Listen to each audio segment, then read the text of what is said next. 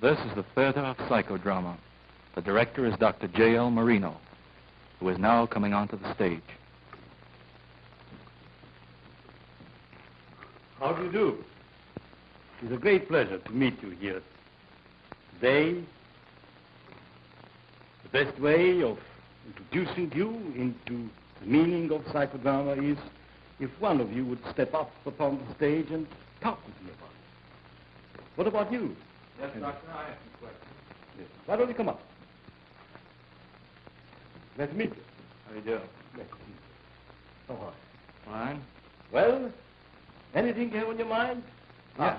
Well, I always thought of the theater as a place of entertainment. I can't quite get the idea of the theater as therapy. Well, of course it is important that you all understand that there is a fundamental difference between the theater as a therapeutic functioning unit and the theater which we all understand as dedicated to joy and to pleasure. Well, then, what is the actual function of the stage itself, Doctor? Well, Henry, this stage permits you to live out many things which you might have done in the past, which you might do it now in the present, or which you might do in the future. For instance, what is your plan for the future? Well, I'd like to teach at the university someday. You do? Well, why don't you try to take the role of such one who might one day become a professor of the university? It's a long way off. Well, you might be, but still, try. Well, assume the role. Now imagine that you are here facing a large body of students. And well, I portray it as far as drawing upon the information I have now from the professors I've known, and perhaps would crystallize into this sort of thing. Assume the role. Go ahead. We want to meet the basic needs of children and of people. And these basic needs are manifold. All right, very good. Well, may I say that, Henry, we are becoming better acquainted, and as I like to tell all the students, your friends here, something about the stage, I'd like to summarize now for you the total function of. We have 5 functions. I mentioned first the stage, right? Levels, balcony. Second is the subject, yourself, as you saw yourself just before performing. Third, it is the director. The director has a vital function in the psychodramatic theater. He prompts, he stimulates the subject to production, he stimulates his spontaneity. He doesn't do anything for him. He does it all himself. Third and fourth are the professional auxiliary egos, these individuals who are portraying for the subject such roles which he cannot do himself. His father, his mother, delusions he may have if he's a mental patient. Right? And finally, the last and most important instrument in a psychodramatic theater is you, the audience. You, the audience, is a thing which may have a double function in a psychodramatic theater. The one might be to provide the subject with a world which is absolutely real. Right? Especially if he's a mental patient who has lost his world. And the second function is to become a patient himself, to be treated in groups. Right? There may be groups of normal individuals. There may be students, there may be mental patients who are forming groups and are in need of some degree of treatment. You understand that? That is the story. You, the audience, you are the one to whom we are giving this instrument to be used everywhere, whatever problems are to be treated in life. It was a pleasure to meet you. Thank you, Doctor. I thank you. When I begin to work with a subject, I have nothing to work with, and therefore the production is one which I structure gradually. The most important aspect in such a psychodramatic presentation are production techniques. Now, for instance, if I may invite you up, Sue, why don't you come up for a moment? I'd like to demonstrate with you how such production techniques are used. Now, in general, Sue, there are 3 types of production techniques which I'd like to demonstrate in this lesson. The one is the technique of representation. The second is the technique of reversal. The third is a double technique. Let's start with the first one, the technique of representation. For instance, you, Sue, to give you an illustration, you are from? Tarrytown. I would like, for instance, to meet your mother, right? Your mother isn't here. No, right? she isn't. No, and she couldn't come. We have, therefore, to portray her by means of someone who is particularly trained to take such roles. Now, these people are called auxiliary egos, as you know, and we have here a number. Now, I would like, for instance, Zerka to come up and to portray the role of your mother. Now, in such a case, she will be, here is Zerka, and we will, you being the resource person, you will inform her what kind of a person she is and what kind of a relationship probably at the present time, which you would like to, which might require portrayal on stage, right? And then, of course, we will proceed from then on. She'll be your mother, and you will be yourself. The only thing is, Doctor, there isn't too much of a conflict situation with my mother. Oh, that is not. Well, we can imagine, you all can imagine that, how such a technical presentation can be done.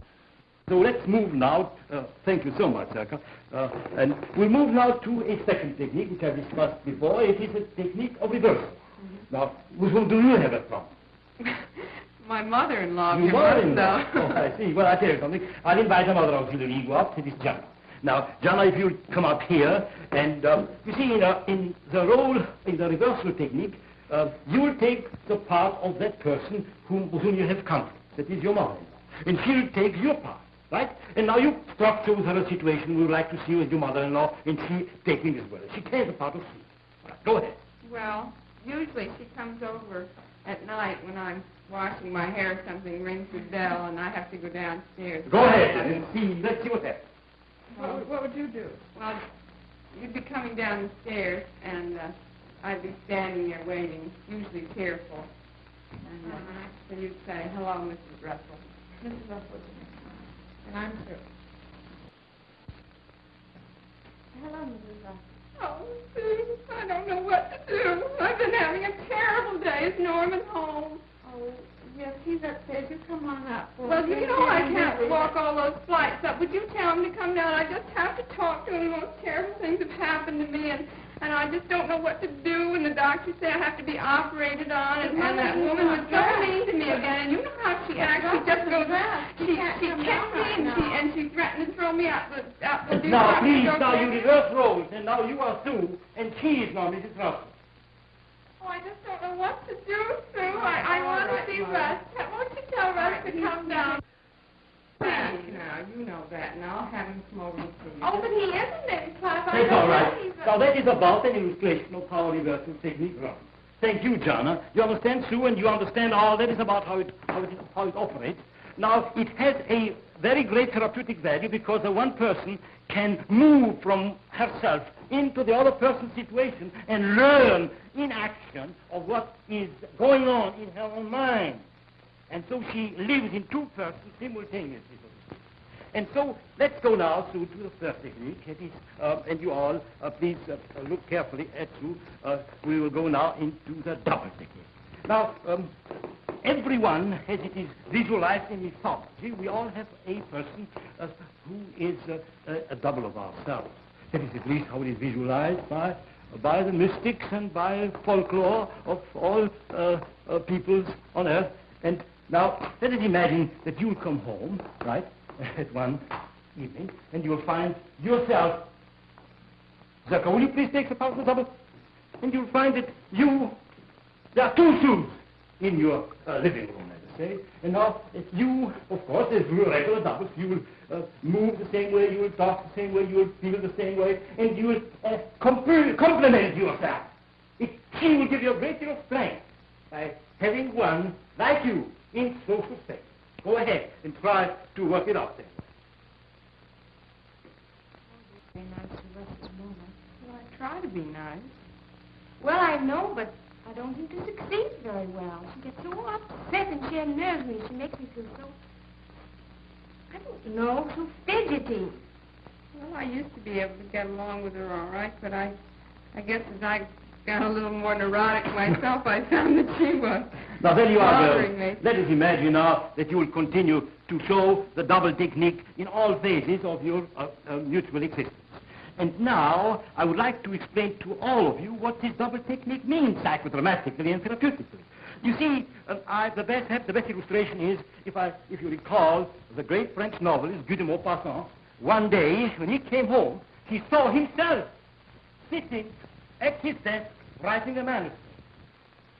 That was the beginning of his psychosis. That was an uncontrolled double. one who hallucinated himself from his own mind and was there in space. That we are projecting the double voluntarily upon the stage, giving you a double so that you may learn and maintain control of your own mind. The controlled situation which the double portrays from the depth of your psyche is what we are giving to all these people who are suffering from psychotic experiences. You understand? Yes. Well, Anne and Frank, why don't you step up for a moment upon the stage here? You know the meaning of the psychodrama stage, both of you, don't you? Yes, I do now. It is dedicated to one purpose, that you, the people, should live out on this stage what they have lived through and what they want to do with each other. Many things have happened to you which you have never revealed to each other. Try to be yourself here on this stage now. I leave it to you.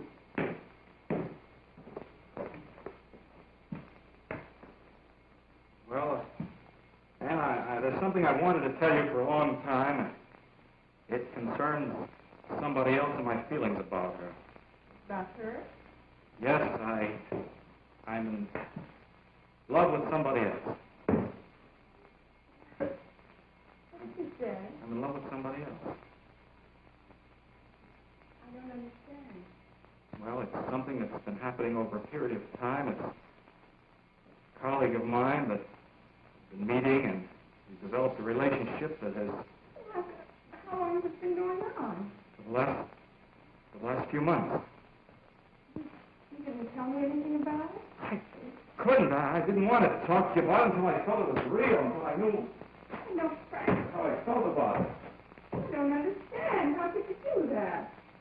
Well, it wasn't something I tried to do. It was just something that happened. I had no control of the situation. You never go out with other women. How could you possibly have done it? Well, she works at the university, and we see each other often.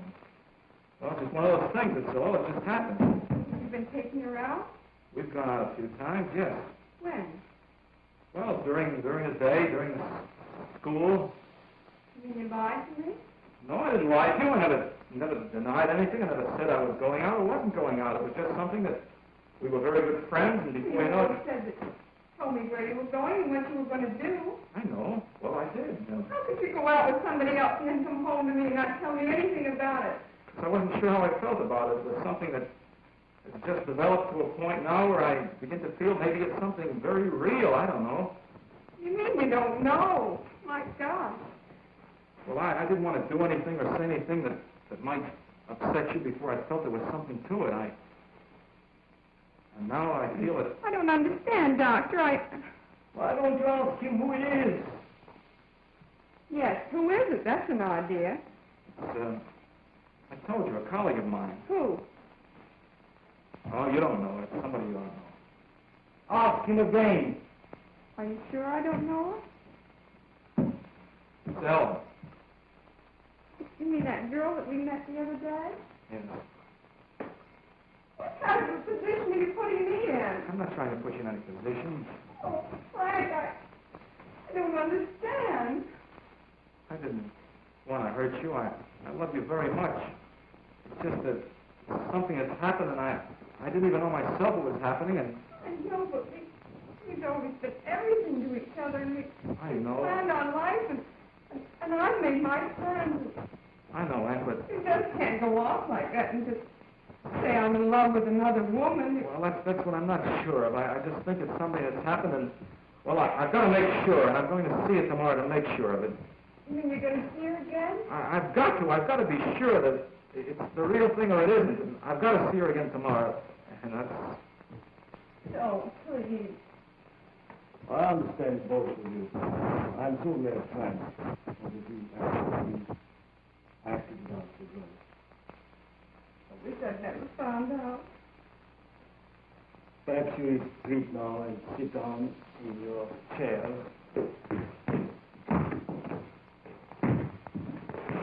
I thank you all